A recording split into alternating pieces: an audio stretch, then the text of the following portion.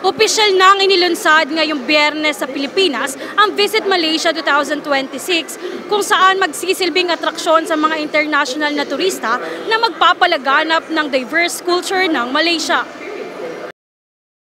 Pinangunahan ng selebrasyon ni Department of Tourism Malaysia in Manila, Director Mod Faizal bin Sharif at ni Malaysian Ambassador to the Philippines Abdul Malik Melvin Castellino. Kaugnay nito ang pagbubukas ng Malaysia Tourism, Arts, Culture and Food Festival 2025 sa isang traditional Malaysian dance. Iba't ibang food booths din ang makikita sa selebrasyon na naghain ng mga pagkain ng mga bansang Cambodia, Malaysia, Laos, Brunei, Myanmar at Indonesia na kabilang sa Association of the Southeast Asian Nation o ASEAN. Nilalayo ng naturang event na ipalaganap ang pagkakakilanlan ng Malaysia sa aspetong kultural, sining at maging sa pagkain.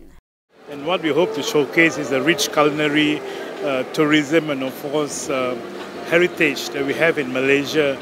It's also an occasion for us to launch the 2026 Visit Malaysian Year.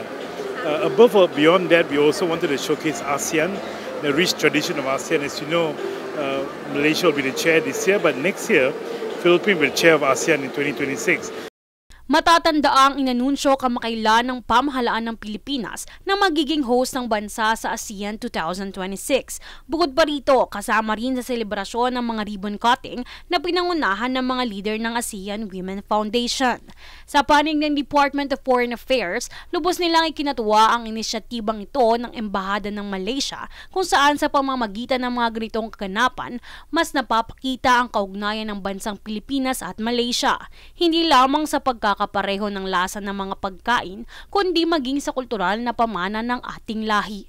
Samantala, tinatarget ngayon ng bansang Malaysia na magkaroon ng 43 milyong international na mga turista ngayong taon at 47 milyon naman sa taong 2026. Kaugnay nito, mariing sinang-ayunan naman ni Ambassador Castellino ang posibilidad na pagkakaroon ng direktang flights mula Cebu to Malaysia at vice versa.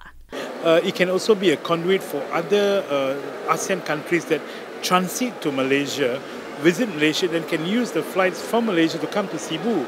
So you're not only promoting tourism between Malaysia and Philippines, but also other ASEAN countries, Malaysia and Philippines. No? Magpapatuloy naman bukas ang ikalawang araw ng programa kung saan naabangan dito ang cultural performance, pagtatampok ng mga Malaysian food, pati na rin ang traditional fashion show, suot ng mga kasuotang likha ng Malaysian artists.